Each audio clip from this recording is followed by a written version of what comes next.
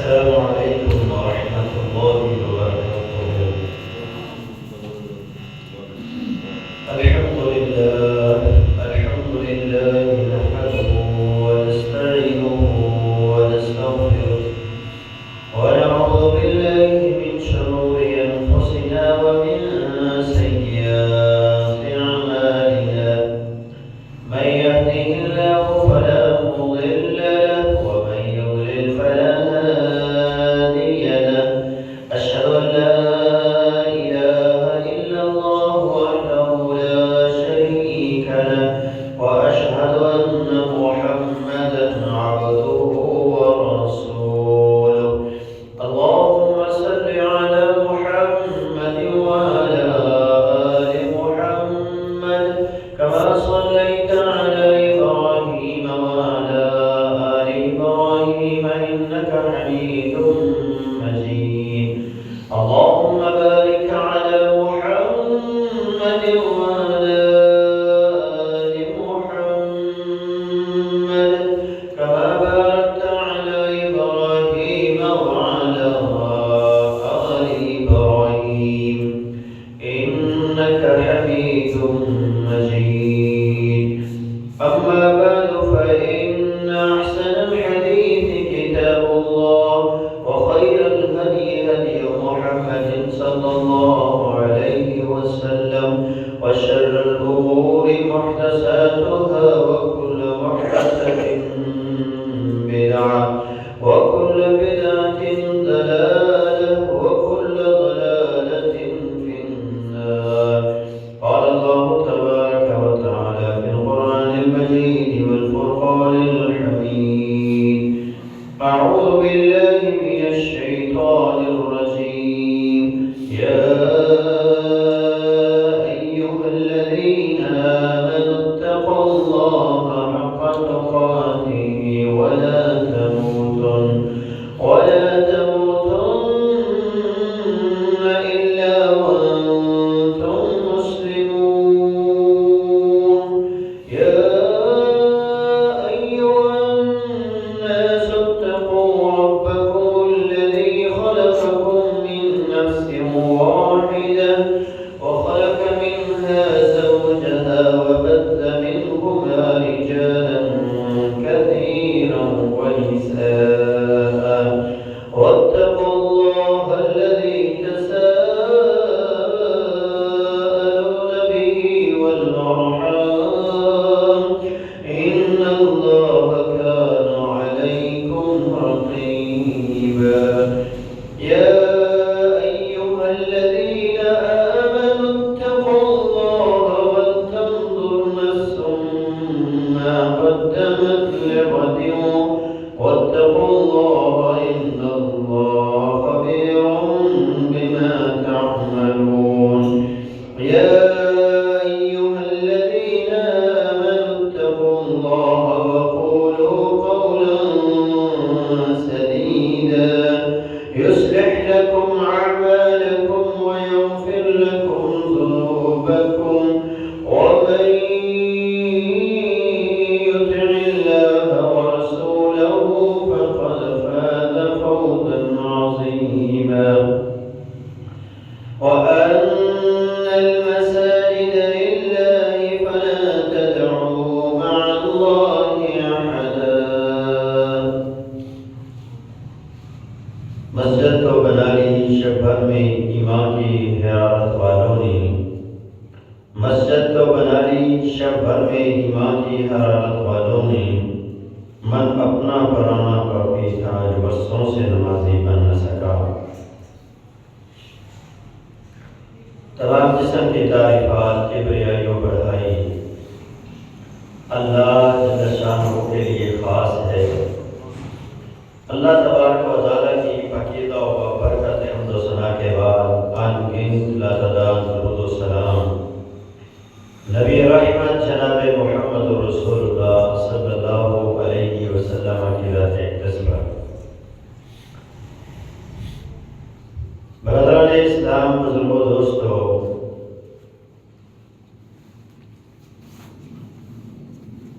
آج کے خطبہ جمعۃ المبارک میں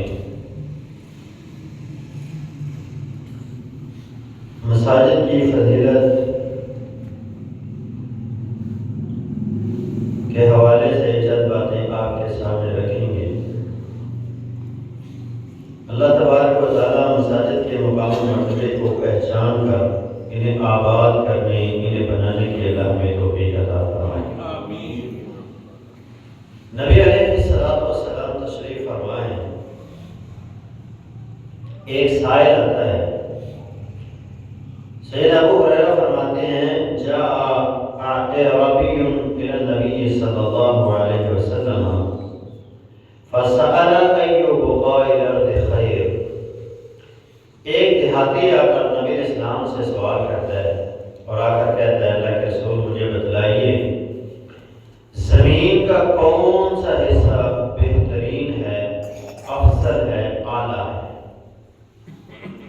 تو نبی علیہ السلام نے فرمایا اس کا علم مجھے نہیں ہے، جبریل آئیں گے تو پوچھ کے بتاؤں۔ جبریل بھی آ گئے، نبی علیہ السلام نے پوچھا ہے جبریل کیا تجھے پتا ہے زمین کا کون سا حصہ بہترین ہے؟ تو انہوں نے کہا جی مجھے بھی اس چیز کا علم نہیں ہے، اللہ سے پوچھوں گا تو پھر آپ کو بتاؤں۔ سیدنا جبریل اللہ کے پاس گئے تو اللہ تعالیٰ نے ارشاد فرمایا احب البلاد الى اللہ مساجدها وابغض البلاد الى اللہ اسواقها۔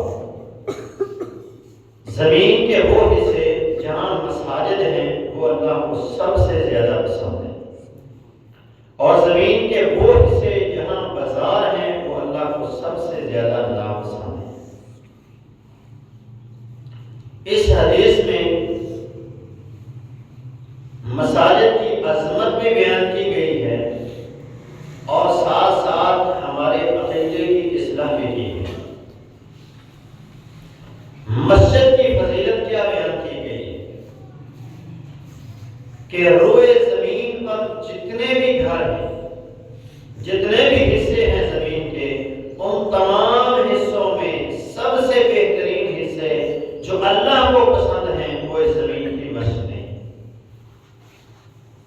اور اس زمین کے وہ حصے جہاں کاروبار ہوتا ہے، بازار ہیں، تجارتی مراکز ہیں، وہ اللہ کو سب سے زیادہ ناپسند ہیں۔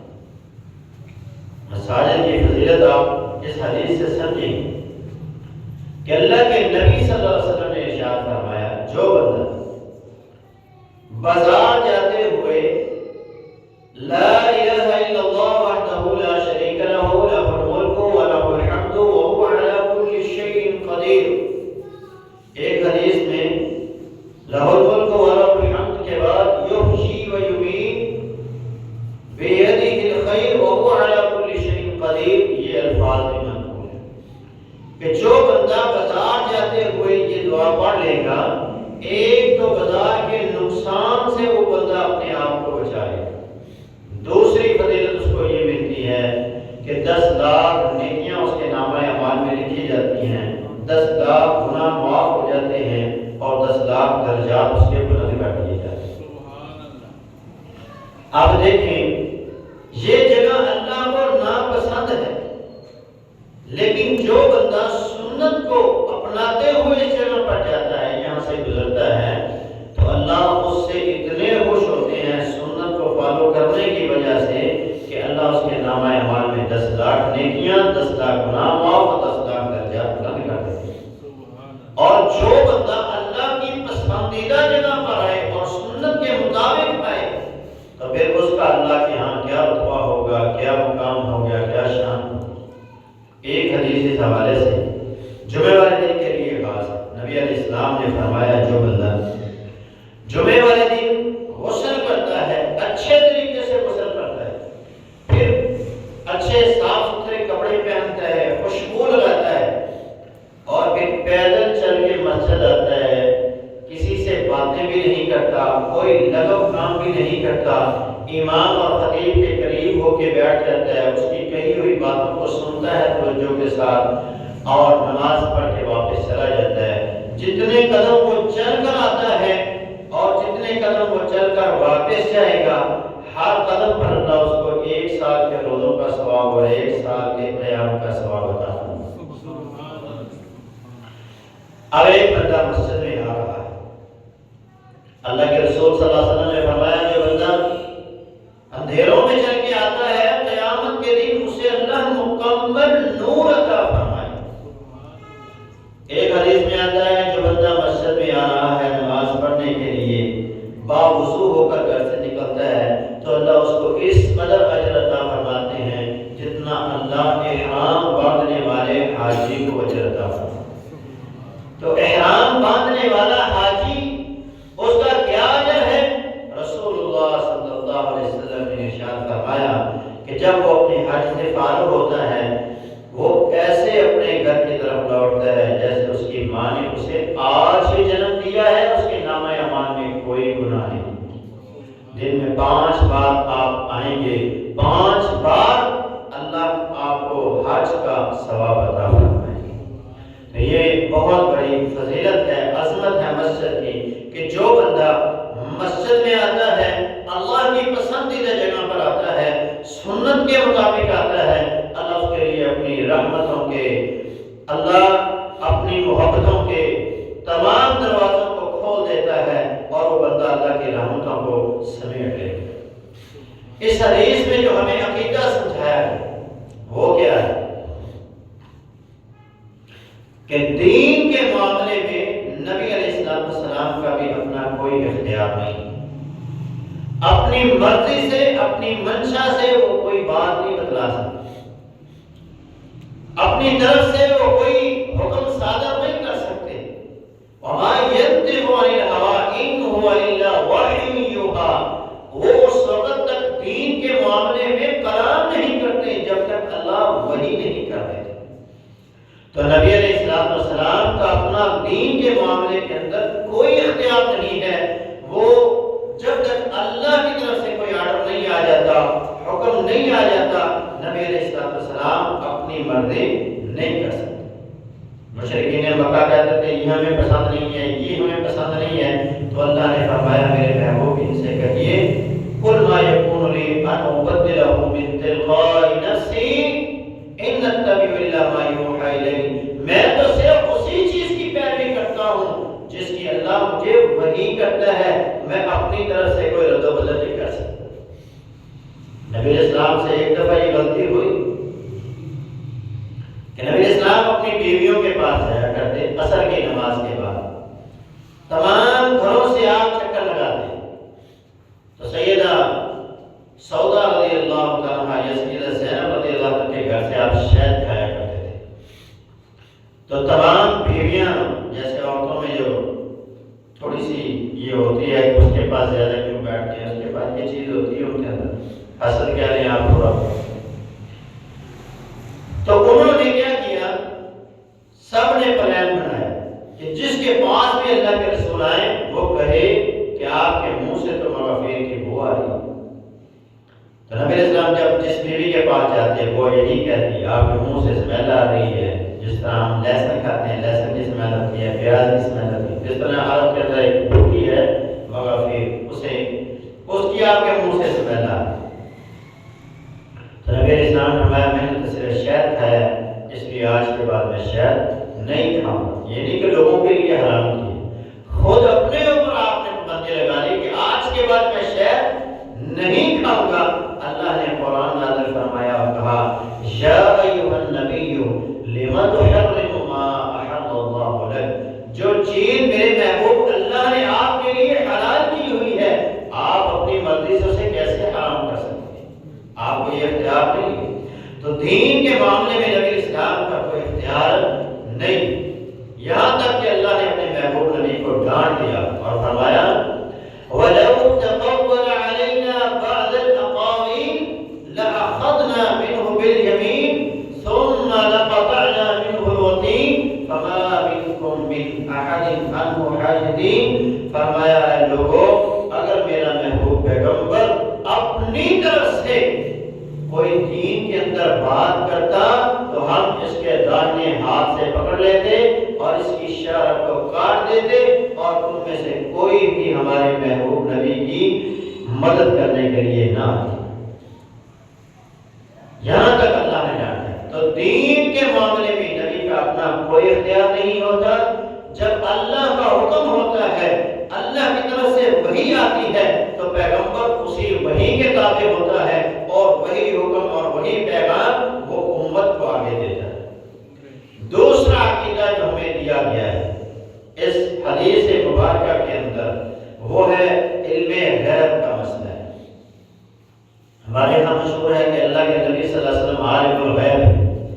آپ عالم الغیب نہیں ہیں، آپ عالم الوحی ہیں۔ جو اللہ نے آپ کو دیا آپ کے پاس اتنا ہی علم تھا، جو اللہ نے آپ کے لیے ظاہر کیا اتنا ہی آپ کو علم تھا، اس سے زیادہ آپ کے پاس علم نہیں تھا۔ عالم الغیب صرف اور صرف اللہ کی ذات۔ اگر آپ عالم الغیب ہوتے تو جیسے ہی اس نے سوال کیا تھا کہ زمین کا کون سا حصہ سب سے زیادہ پسندیدہ ہے، اچھا ہے، بہترین ہے، تو آپ فوراً سے کہتے کہ اللہ کے ہاں جو سب سے بہترین زمین کا حصہ ہے وہ مشرق۔ تو آپ نے اسے کہا تھا کہ مجھے علم نہیں ہے، جبریل آئیں گے تو جبریل سے پوچھ کے بتاؤں گا۔ تو جبریل کو بھی اس چیز کا علم نہیں تھا، تو انہوں نے بھی اللہ سے سوال کیا، تو اللہ نے اس سوال کے جواب میں پھر یہ بات ارشاد فرمائی کہ زمین کے وہ حصے جہاں بچتے ہیں وہ اللہ کو سب سے زیادہ پسندیدہ ہے۔ علم الغیب کی اللہ تبارک و تعالی نے اپنے پیغمبر سے خود نفی کروائی۔ آپ ان سے کہیے قل لا اقول لكم عندي خزائن الله ولا اعلم الغیب ولا اقول لكم اني ملک۔ آپ ان سے خود کہیے میں یہ بات نہیں کہہ سکتا کہ میرے پاس زمین کے خزانوں کا مالک اللہ ہے، میں خزانوں کا مالک نہیں ہوں۔ ولا عالم الغیب، اور نہ ہی میں غیب کو جانتا ہوں۔ ولا اقول لكم انی ملک، اور نہ ہی میں تم سے یہ بات کہتا ہوں کہ میں فرشتہ ہوں۔ بس مجھے اللہ جو وحی کرتا ہے میں وہی بات آگے پہنچاتا ہوں۔ اور دوسرے مقام پہ تو سورہ الاعراف کے آخر میں تو اللہ تبارک و تعالی نے ارشاد فرمایا وَلَوْ كُنْتُ عَالِمَ الْغَيْبِ لَاسْتَكْثَرْتُ مِنَ الْخَيْرِ وَمَا مَسَّنِيَ السُّوءُ إِنْ أَنَا إِلَّا نَذِيرٌ مُبِينٌ۔ ان لوگوں سے کہیے اگر میں غیب جانتا ہوتا تو میں دنیا کی ہر بھلائی کو اکٹھا کر لیتا اور مجھے کبھی کوئی تکلیف نہ پہنچتی۔ ظاہر ہے ایک بندے کو پتہ چل جائے میرے لیے وہاں جانا نقصان دہ ہے تو وہاں کبھی نہیں جائے گا۔ ایک بندے کو پتہ چلے وہاں سے مجھے اتنا فائدہ ہونے والا ہے تو وہ کبھی بھی نہیں رکے گا، وہاں پہنچے گا۔ تو یہ اللہ نے اپنے نبی محبوب نبی سے کہا کہ آپ ان سے کہیے اگر میں غیب جانتا ہوتا تو دنیا کی تمام بھلائیاں میں اپنے پاس جمع کر لیتا اور مجھے کبھی کوئی تکلیف اور بیماری اور کوئی چیز نہ چھوٹی۔ تو اس حدیث میں ہمیں تین چیزیں بتلائی ہیں۔ ایک کہ اللہ کے ہاں زمین کے وہ حصے جہاں بچتے ہیں وہ سب سے زیادہ اللہ کو پسند ہے کہ، اور دوسری بات اس حدیث کے اندر یہ بیان کی گئی کہ دین کے معاملے کے اندر نبی کا بھی اختیار نہیں ہے۔ جب نبی کا اپنا دین کے معاملے کے اندر کوئی اختیار نہیں ہے تو پھر کسی امت کسی مولوی کے لیے بھی یہ جائز نہیں ہے کہ وہ اپنی طرف سے کوئی مسئلہ لوگوں تک بیان کرے۔ تیسری حدیث کے اندر جو بات ہمیں بتلائی گئی کہ وہ عالم الغیب اللہ کی ذات ہے، اللہ کے علاوہ کسی کے پاس غیب کا علم نہیں ہے۔ جو بندہ بھی اللہ کی پسندیدہ جگہ بناتا ہے، جگہ خریدتا ہے، جگہ بناتا ہے، حصہ ڈالتا ہے، خود محنت کرتا ہے، کسی بھی قسم سے وہ مسجد کے ساتھ تعاون کرتا ہے، مسجد بنانے میں اپنا کردار ادا کرتا ہے، مسجد کو آباد کرنے میں وہ اپنا کردار ادا کرتا ہے، اس بندے کے بارے میں اللہ کے نبی صلی اللہ علیہ وسلم کی حدیث ہے۔ آپ نے فرمایا من بنا للہ مسجدا بنى اللہ له بیتا فی الجنہ، جو بندہ اللہ کے لیے مسجد بناتا ہے، اللہ کا گھر دنیا میں تعمیر کرتا ہے، اللہ جنت میں اس کے لیے محل تعمیر کرتا ہے۔ اور بنانے کا مقصد بھی نیک ہونا چاہیے، ریاکاری نہیں ہونا چاہیے۔ اللہ کی رضا اور اس کی خوشنودی مقصود ہو تو پھر اللہ تبارک و تعالیٰ اس بندے کے لیے جنت میں گھر بنا دے۔ ریاکار بندے کے لیے کوئی گھر نہیں ہے، اس کے لیے تو جہنم اس کا ٹھکانہ ہے۔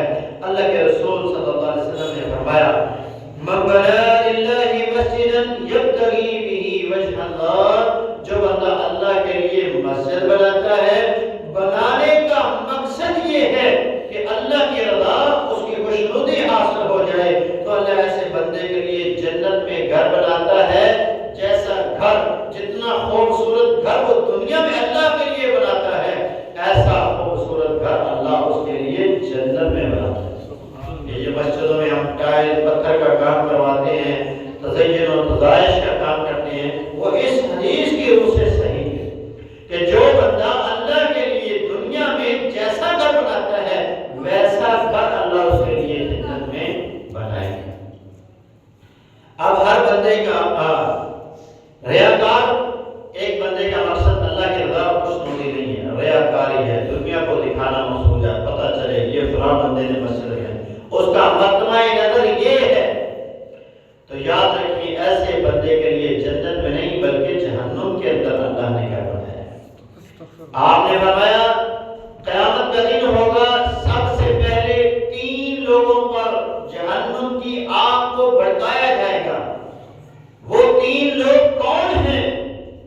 ایک عالم ہے، ایک شہید ہے، ایک صحیح ہے۔ جو مال خرچ کرتا ہے اس کا مطمع نظر یہ ہے کہ لوگ دیکھیں، لوگوں میں میری صحابت کے چرچے ہوں، لوگوں میں صحیح مشہور ہو جاؤں، تو ایسے بندے کو جنت میں نہیں بلکہ جہنم میں اس کے لیے گھر بنایا جاتا ہے۔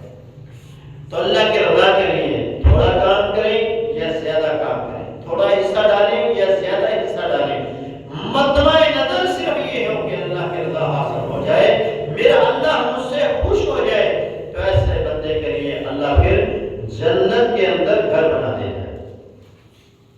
ایک مقصد تو یہ ہو کہ اللہ کی رضا حاصل کرنی ہے، دوسرا مقصد یہ ہو کہ اس میں میرے اللہ کا نام بلند کیا جائے، مسجد بنائی جائے تو اللہ کی توحید کا مرکز بنے۔ مسجد اس لیے بنانی ہے کہ اس میں دین اسلام کی ترویج ہوگی، اس میں لوگ دین سیکھیں گے، یہاں سے لوگ قرآن کے قاری، قرآن کے حافظ اور دین سیکھنے والے سیکھ کے جائیں گے، یہ مطمع نظر ہونا چاہیے۔ نبی علیہ السلام کی حدیث ہے، سیدنا عمر اس حدیث کے راوی ہیں، فرماتے ہیں اللہ کے رسول نے فرمایا من بنا للہ مسجدا یذکر فیہ اسمہ بنى اللہ لہ بیتا فی الجنہ، جس بندے نے اس لیے مسجد بنائی کہ اس میں اللہ کا نام لیا جائے تو اس کے لیے اللہ جنت کے اندر گھر بناتے ہیں۔ اللہ کے ذکر کو بلند کیا جائے، اللہ کا نام لیا جائے، تو اللہ کا ذکر کیا ہے؟ نماز ہے، قرآن ہے، ذکر اور اذکار ہیں کہ لوگ یہاں آئیں قرآن سیکھیں، لوگ یہاں آئیں نماز پڑھیں، تو ایسے لوگوں کے لیے اللہ تبارک و تعالیٰ جنت کے اندر گھر بناتے ہیں۔ اور جو بندہ ان مقاصد کے لیے مسجد نہیں بناتا یا ان مقاصد کے لیے بنائے جانے والی مسجد کو روک دیتا ہے یا لوگوں کو وہاں نماز پڑھنے سے، ذکر اذکار کرنے سے، قرآن سیکھنے سے، دین سیکھنے سے روک دیتا ہے، اللہ رب العالمین نے اس بندے کے بارے میں دو الفاظ میں یہ فیصلہ نازل فرمایا، وَمَنْ أَظْلَمُ مِمَّنِ افْتَرَىٰ وَمَنْ أَظْلَمُ مِمَّنْ ذُكِّرَ بِآيَاتِ رَبِّهِ وَمَنْ أَظْلَمُ مِمَّنْ مَنَعَ مَسَاجِدَ اللَّهِ أَن يُذْكَرَ فِيهَا اسْمُهُ وَسَعَىٰ فِي خَرَابِهَا، اس بندے سے بڑا ظالم اور کوئی نہیں ہے جو بندہ لوگوں کو اللہ کے گھروں میں اللہ کا نام لینے سے روک دیتا ہے اور مسجد کی بربادی کے بارے میں سوچتا ہے، لوگوں کو مسجد میں آنے سے روکتا ہے، لوگوں کو مسجد میں جانے سے وہ روک رہا ہے، اس سے بڑا ظالم اللہ کے ہاں اور کوئی نہیں ہے۔ وَلَهُمْ فِي الدُّنْيَا خِزْيٌ وَلَهُمْ فِي الْآخِرَةِ عَذَابٌ عَظِيمٌ، ایسے بندے دنیا میں بھی ذلت اور رسوائی کی موت پاتے ہیں اور قیامت کے دن بھی ان کے لیے اللہ رب العالمین نے بہت بڑا عذاب دیا ہے۔ تو مسجدیں اللہ کی پسندیدہ جگہ ہیں، ان پسندیدہ جگہوں کو بنانے والے کے لیے اللہ جنت میں گھر بناتے ہیں، اور جس بندے کا مطمع نظر یہ ہو کہ میں اللہ کی رضا خوشنودی کو اور اللہ کے دین کی سربلندی کے لیے مسجد بنا رہا ہوں، تو ایسے بندے کے لیے اللہ جنت میں گھر بناتے ہیں۔ اور ایسا ظالم جو لوگوں کو اللہ کے ذکر سے، اللہ کے دین سے، اللہ کی مساجد سے روکتا ہے، وہ دنیا میں بھی ذلیل و رسوا ہوتا ہے اور آخرت میں بھی اللہ نے اس کے لیے دردناک اور عظیم عذاب تیار کر کے رکھا ہوا ہے۔ مسجد کی اہمیت اور فضیلت جب کوئی انسان جانتا ہے تو پھر اس کے دل میں یہ خواہش پیدا ہوتی ہے کہ میں بھی مسجد بناؤں۔ اور جس قدر مہنگائی کا دور ہے اور ہر طرف سے مہنگائی سونامی کی طرح عوام پر ٹوٹ رہی ہے، اور حکمرانوں کے آئے دن جو ٹیکس عوام پہ لگتے ہیں، اس سے ہر بندے کے لیے مسجد بنانا تو ممکن نہیں ہے، بلکہ جو آج کل بزنس مین ہیں ان کے لیے یہ کام کرنا بھی بڑا مشکل ہو چکا ہے۔ تو اس حوالے سے نبی اسلام کا ایک بڑا ہی پیارا فرمان ہے۔ آپ نے ارشاد فرمایا، من بنا للہ مسجدا کمفحص فضاۃ بنى اللہ لہ بیتا فی الجنہ، جو بندہ چڑیا کے گھونسلے جتنی مسجد بناتا ہے، چڑیا کے گھونسلے جتنی، اس کے لیے بھی اللہ جنت میں کر رہا ہے۔ اب آپ سوچیں کہ چڑیا کے گھونسلے میں تو مسجد بنتی نہیں، اتنی مسجد میں نماز کیسے پڑھیں گے، اس کا تو فائدہ ہی نہیں۔ تو اس کا مطلب یہ ہے حدیث کا کہ کوئی بندہ اگر تھوڑے سے تھوڑا تعاون بھی کرتا ہے تو اس کے بدلے میں بھی اللہ اسے جنت کے اندر گھر عطا کرتا ہے۔ اللہ کی رحمت بڑی وسیع ہے۔ اللہ کثرت نہیں دیکھتا، اللہ دیکھتا ہے اس کے دینے کی نیت کیسے ہے، اس نے کن حالات میں خرچ کیا ہے، کیسے خرچ کیا ہے۔ یہاں ایک رسول اللہ صلی اللہ علیہ وسلم کی حدیث آپ سماعت فرمائیں، بات کو آگے چلاتے ہیں۔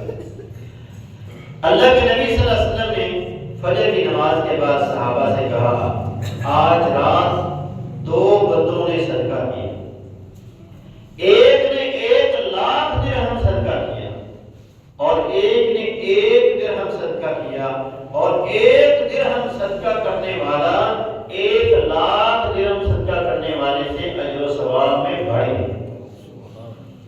صحابہ نے کہا اللہ کے رسول وہ کیسے، 1,00,000 اور 1 درہم کا تو کوئی تفاوت ہی نہیں۔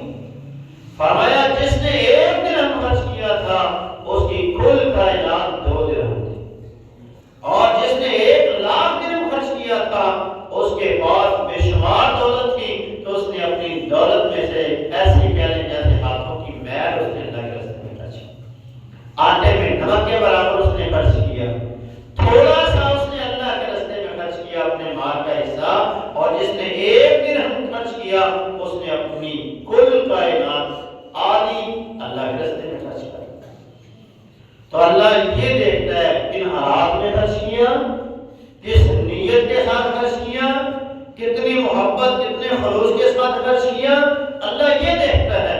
ایک بندہ پوری مسجد بنا دیتا ہے مگر اس میں ریاکاری ہے تو اس کو اجر نہیں ملے گا، اجر اسے ملے گا جس نے 1 اینٹ بھی لگا دی، 1 اینٹ کے بدلے بھی اللہ اسے جنت کے اندر گھر عطا فرمائے۔ تو اللہ ہمیں تھوڑا ہو یا زیادہ ہو اللہ کی مسجد، اللہ کے گھر کے ساتھ تعاون کرنے کی بھی توفیق عطا فرمائے۔ اخلاص اور للہیت، اللہ کے رضا، وہ بھی شامل حال ہے۔ مسجد کی فضیلت و اہمیت اس حدیث سے بھی آپ سمجھیں گے کہ نبی علیہ السلام نے ارشاد فرمایا، المساجد بیوت اللہ فی الارض تضیء لأہل السماء کما تضیء نجوم السماء لأہل الارض۔ فرمایا زمین کے اندر مساجد اللہ کے ایسے روشن گھر ہیں جیسے آسمان کے ستارے زمین والوں کے لیے روشن۔ آسمان کے ستاروں کا آپ مقصد سمجھیں گے تو آپ کو مساجد کا بنانے کا جو مقصد ہے، جو اہمیت ہے، وہ سمجھ میں آ جائے۔ آسمان کے ستاروں کو بنانے کا پہلا مقصد اللہ تبارک و تعالیٰ قرآن مجید میں ارشاد فرماتے ہیں، وَلَقَدْ زَيَّنَّا السَّمَاءَ الدُّنْيَا بِمَصَابِيحَ وَجَعَلْنَاهَا رُجُومًا لِلشَّيَاطِينِ۔ آسمان کے جو ستارے ہیں یہ آسمان کی خوبصورتی ہیں، آسمان کی خوبصورتی۔ دوسرا مقصد آسمان کے ستاروں کا اللہ نے ارشاد فرمایا کہ یہ شیاطین سے آسمان کی باتوں کی حفاظت ہے۔ آپ دیکھتے ہیں کئی دفعہ ستارہ ٹوٹتا ہے، لوگ کہتے ہیں ستارہ ٹوٹ گیا، تو اس کے ٹوٹنے کا ایک مقصد ہوتا ہے کہ جب بھی شیاطین کی طرف سے کوئی آسمان کی طرف چڑھتا ہے اللہ کی طرف سے نازل شدہ فیصلوں کو سننے کے لیے، تو آسمان کا وہ ستارہ ٹوٹ کر اس شیطان کو لگتا ہے اور وہ بھاگ جاتا ہے، گر جاتے ہیں زمین پر۔ تو یہ کس مقصد کے لیے ہے؟ شیاطین سے حفاظت کے لیے۔ اسی طرح اس کا ایک مقصد یہ ہے، اللہ نے قرآن میں بیان فرمایا وَبِالنَّجْمِ هُمْ يَهْتَدُونَ، آسمان کے ستاروں کا مقصد یہ ہے کہ لوگ جب پہلے ادوار تھے، پہلے دور کے اندر لوگ رات کو سفر کیا کرتے تھے، دن کو گرمی کی شدت کی وجہ سے لوگ آرام کرتے، رات کو سفر کرتے، یا جو دریائی سفر ہوتے تھے، بحری سفر جو ہوتے ہیں، آج بھی ستاروں کی مدد سے ہی ہوتے ہیں، اس وقت بھی وہ ستاروں کی مدد سے کرتے تھے۔ تو اللہ نے فرمایا وَبِالنَّجْمِ هُمْ يَهْتَدُونَ، ستاروں کو بنانے کا مقصد یہ ہے کہ لوگ ان سے رہنمائی لیتے ہیں، رستہ ان کے ذریعے سے تلاش کرتے ہیں۔ چوتھا مقصد یہ ہے کہ جب تک یہ ستارے قائم ہیں، یہ زمین قائم ہے، قیامت قائم نہیں ہوگی، آسمان بھی قائم ہے۔ یہ مقاصد ہیں آسمان کے ستاروں کے۔ اب مساجد کے یہی مقاصد ہیں کہ اس زمین کی خوبصورتی اور اس زمین کی بقا جو ہے وہ ان مساجد کے ساتھ ہے۔ اللہ کے رسول صلی اللہ علیہ وسلم نے فرمایا لا تقوم الساعة حتى يقول اللہ اللہ اللہ، قیامت اس وقت تک قائم نہیں ہوگی یہاں تک کہ زمین پر اللہ اللہ کی صدائیں باقی ہیں۔ جب یہ صدائیں ختم ہو جائیں گی تو قیامت قائم ہو جائے گی۔ تو اس زمین کی خوبصورتی ان مساجد کے ساتھ ہے کہ کیونکہ ان مساجد سے اللہ اللہ کی صدائیں دن میں 5 بار بلند ہوتی ہیں اور پورا علاقہ اللہ اکبر کی صدائیں سنتا ہے۔ جب تک یہ صدا قائم اور دائم ہے قیامت قائم نہیں ہو سکتی۔ نبی علیہ السلام ارشاد فرماتے ہیں قرب قیامت کیا ہوگا کہ ایک حبشی چھوٹی چھوٹی باریک باریک پنڈلیوں والا، چپکی ہوئی ناک والا،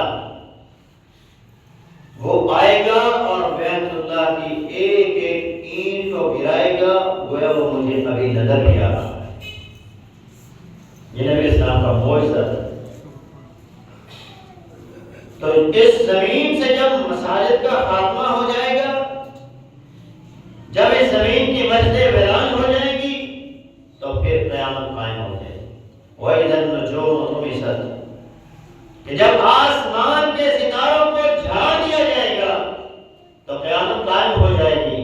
اسی طرح جب زمین کی مساجد کو ختم کر دیا جائے گا تو قیامت قائم ہو جائے گی۔ اس زمین کی خوبصورتی ان مساجد کے ساتھ ہے۔ جب تک یہ مسجدیں آباد ہیں، اللہ اللہ اکبر کی صدائیں آ رہی ہیں، تو یہ زمین کی خوبصورتی اور اس زمین کی بقا ہے، اور جب یہ ختم ہو جائے گی تو قیامت قائم ہو جائے گی۔ یہ مسجد جو ہیں شیاطین سے حفاظت کا قلعہ ہے۔ جس طرح پہلے ادوار میں لوگ اپنے شہروں کے ارد گرد قلعے بنایا کرتے، دیوار بناتے، حصار بناتے، اسی طرح بندے کے ایمان کی حفاظت مساجد۔ جو بندہ یہاں پہنچتا ہے، جو بندہ ان رستوں کی پیروی کرتا ہے، ان کا رخ کرتا ہے، وہ اپنے ایمان کو، اپنی آخرت کو بچا لیتا ہے، اور جو بندہ ان سے دور ہو جاتا ہے وہ بھٹک جاتا ہے۔ وَبِالنَّجْمِ هُمْ يَهْتَدُونَ، جس طرح آسمان کے ستاروں کو دیکھ کر لوگ اپنا رستہ سیدھا کرتے ہیں، اپنی منزل مقصود تک پہنچ جاتے ہیں، اسی طرح جو بندہ مسجدوں کا رخ کرے گا وہ جنت میں اپنے منزل مقصود تک پہنچ جائے گا، اور جو ان سے دور ہو گیا، بھٹک گیا، وہ بندہ گمراہ ہو جائے گا اور جہنم کے اندر چلا جائے گا۔ شیاطین سے حفاظت، وہ بندہ اپنے آپ کو شیطان کے حملوں سے محفوظ کر لیتا ہے، اس کی چالوں سے محفوظ کر لیتا ہے جو بندہ اپنے آپ کو مسجد کی طرف لے آتا ہے۔ جس طرح آسمان کے ستاروں کا مقصد یہ ہے کہ یہ شیطان سے حفاظت کے لیے اللہ نے بنائے، اسی طرح یہ مسجدیں بھی بندے کی حفاظت کی دلیل ہیں۔ رسول اللہ صلی اللہ علیہ وسلم کی حدیث ہے آپ نے ارشاد فرمایا ان الشیطان ذئب الانسان كذئب الغنم يأخذ الشاة القاصية الناهية إياكم والشعاب وعليكم بالجماعة والعامة والمسجد. فرمایا لوگوں شیطان انسان کے لیے بھیڑیے کی مانند ہے، جس طرح ریوڑ سے ہٹی ہوئی بکری کو بھیڑیا جو ہے آسانی کے ساتھ، شیطان بڑی جلدی اپنے حملوں کے اندر لے آتا ہے اور اسے اپنا بنا لیتا ہے، اولیاء الرحمن سے نکال کے اولیاء شیطان میں داخل کر لیتا ہے، اللہ کی جنت سے نکال کے جہنم کی طرف لے آتا ہے. جو بندہ فتنوں کے دور کے اندر لوگوں کی اجتماعیت سے دور ہو جاتا ہے، جو بندہ اکیلا کسی جگہ پہ رہتا ہے، اس کے فتنے میں شکار کا بڑا اندیشہ ہوتا ہے. ایک بندہ محلے میں رہ رہا ہے، وہ جلدی رکھ نہیں جاتا. یہ نبی اسلام کے فرامین ہیں کہ جب تک اکٹھے رہو گے، جماعت کے اندر رہو گے اور جب تک عام لوگوں کے ساتھ مل کر رہو گے، تم لوگ گمراہ نہیں ہو سکتے. اگر غلطی کرو گے تو باپ روکے گا، بھائی روکے گا، محلے دار روکے گا، کوئی بڑا روکے گا. ہر جگہ پہ تمہیں روک کا سامنا ہوگا اور تم غلطی سے بچ جاؤ گے، گناہ سے بچ جاؤ گے. والمسجد، جو مسجد میں آتا ہے ضربیں لگتی رہتی ہیں اللہ کے فرامین اور جو دلوں پہ گناہوں کے زنگ چڑھ رہے ہوتے ہیں وہ اس وجہ سے کام ہوتے رہتے ہیں اور بندہ گمراہی سے اپنے آپ کو بچا لیتا ہے. تو ہر بندے کو چاہیے کہ وہ مساجد کے ساتھ اپنا تعلق مضبوط کر لے. مساجد کے ساتھ تعلق مضبوط کرنے والا بندہ اللہ کی لعنت سے بچ جاتا ہے، فتنے اور فساد سے بچ جاتا ہے اور ایسے بندے کا اللہ خود ضامن اور کفیل بن جاتا ہے. اللہ کی حدیث ہے، وہ ارشاد فرماتے ہیں المسجد بیت کل تقی وتکفل اللہ لمن کان المسجد بیتہ. فرمایا ہر مسجد جو ہے یہ متقی پرہیزگار انسان کا گھر ہے. جس طرح یہ اللہ کا گھر ہے، متقی پرہیزگار کا بھی گھر ہے کہ وہ دنیا سے تعلق توڑ کر مسجد میں آتے ہیں. اس کا مسجد کے ساتھ بڑا گہرا تعلق ہوتا ہے. جب مسجد اس کا گھر بن جاتی ہے، مسجد میں پایا جاتا ہے، تو اللہ کے نبی صلی اللہ علیہ وسلم نے فرمایا وَتَكَفَّلَ اللَّهُ لِمَنْ كَانَ الْمَسْجِدُ بَيْتُهُ. جس بندے نے اپنا اوڑھنا بچھانا ہر وقت وہ مسجد میں نظر آتا ہے، مسجد کے ساتھ انہیں اپنا تعلق مضبوط کر لیا ہے، تو آپ نے فرمایا اس بندے کا ضامن اللہ ہو جاتا ہے. کس چیز کا ضامن ہو جاتا ہے؟